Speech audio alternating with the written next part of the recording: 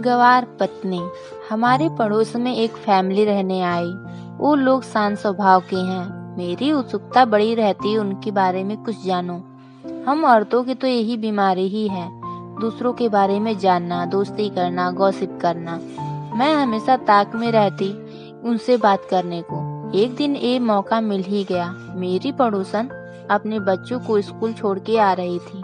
मैं बोली, आप तो दिखती ही नहीं, कैसी हैं आप? नई जगह है, कोई दिक्कत हो तो बताइएगा। वो मुस्कुराई और बोली, हाँ जरूर। फिर वो ये बोल के चली गई कि सारे काम पड़े हैं। एक दिन वो मुझे दिखी। इस बार वो मेरे पास आई और बोली, आज शाम को मेरे घर चाय पर मिलते हैं। मैं तो खुश ही हो गई। मैं शाम 4 बजे उनके घर पहुंची। उनका घर काफी करीने से सजाया था। छोटे से बच्चे के साथ भी उन्होंने कितने अच्छे से सब मैनेज किया था। एक भी चीजें इधर की उधर नहीं। मैंने तो पूछ ही लिया, कैसे सब कर लेते हो आप? जवाब में फिर वही प्यारी सी मुस्कान। उस दिन हमने खूब मजा किया। हमारे तो अच्छी दोस्ती भी हो गई। उनका नाम आशा है। अब हम तो रोज मिलते, गप्पे हाँकते।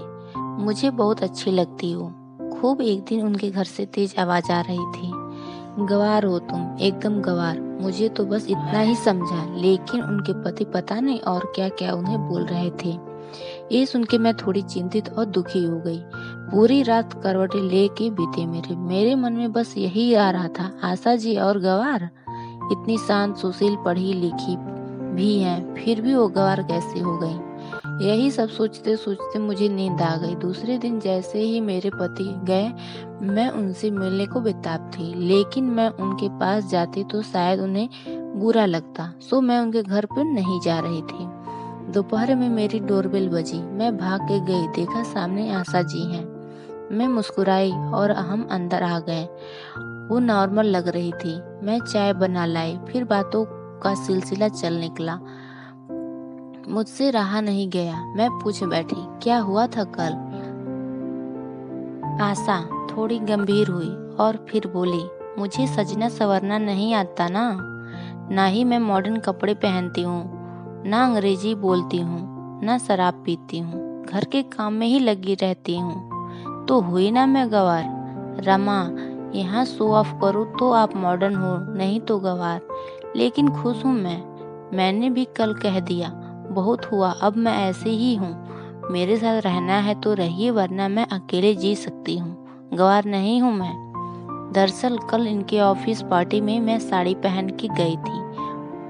वहाँ मैं ना किसी के साथ नाची, ना शराब पी, ना इंग्लिश में बातें की। ऊपर से इनके बॉस जो मुझे टच करने की कोशिश कर रहे थे, उनका हाथ झटक दिया मैंने।